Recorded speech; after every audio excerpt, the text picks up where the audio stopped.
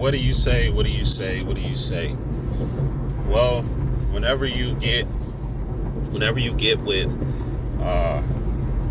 supposedly your group or your team or your members, and you start, you make a covenant or a pact with the in crowd or in it group. For an example, according to the president of the University of Arizona, seems to be some disloyalty. What does that mean? The disloyalty in a sense of, okay, when did we have this conversation? I don't recall having this conversation. Why is it that I'm hearing in the media that we have this grant of rights, this verbal grant of rights? I don't remember having that discussion.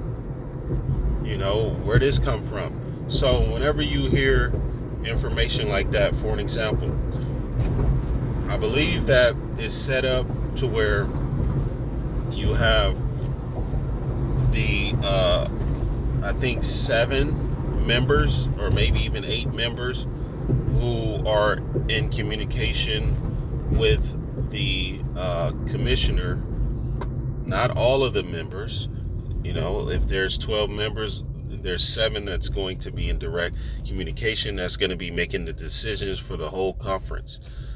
And what happens is you end up having meetings and things like that, and they end up having a discussion. Now, the ones who are not a part of the nucleus that make these agreements tend to just go with the flow.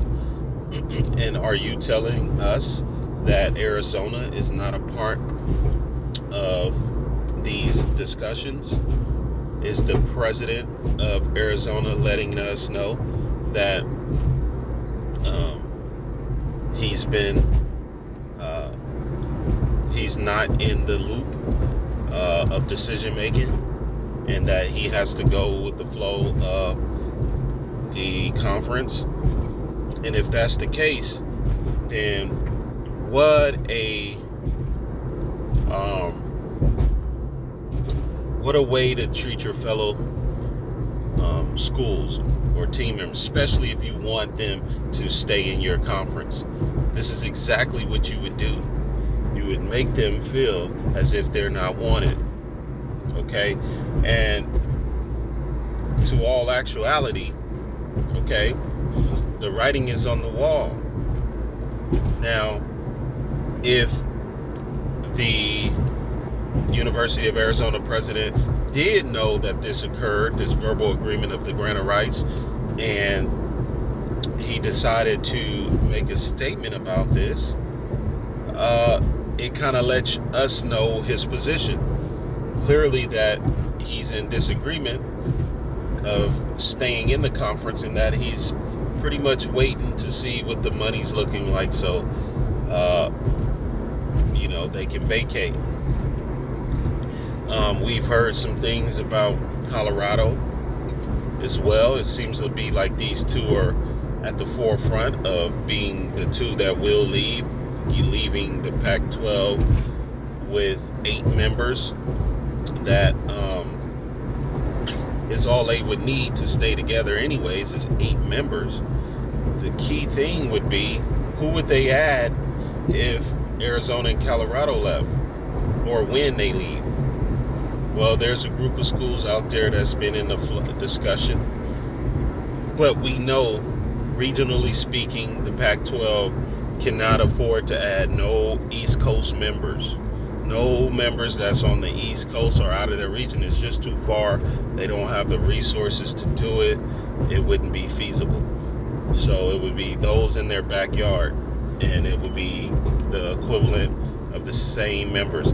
Now, to our understanding, San Diego State has a deadline, and it seems like it would be expensive for San Diego State to join after that deadline, so they could be out. So going back to the University of Arizona president and what he said, leave us to believe that there is, of course, a fire going on in these meetings, or there's a fire in the meetings, there's a fire outside the meetings, whatever.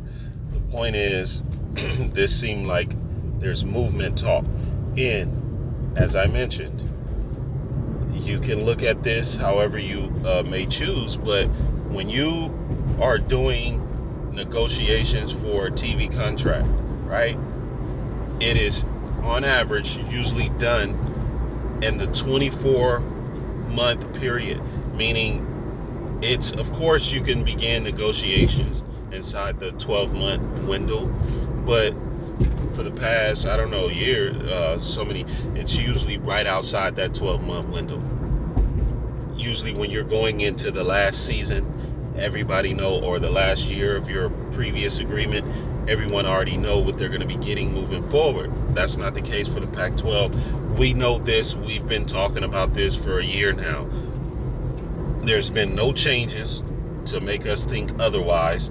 There's been all types of signs that the Pac-12 is in trouble, in a sense of, for one, they have, Pac-12 have had the Washington State University make announcements of financial situations, as well as we know that they owe money to Comcast. We also know that their numbers are around 17 to 20 million a year. If they do sign, most of it will be streaming. These are all the signs and tell that there will be some realignment.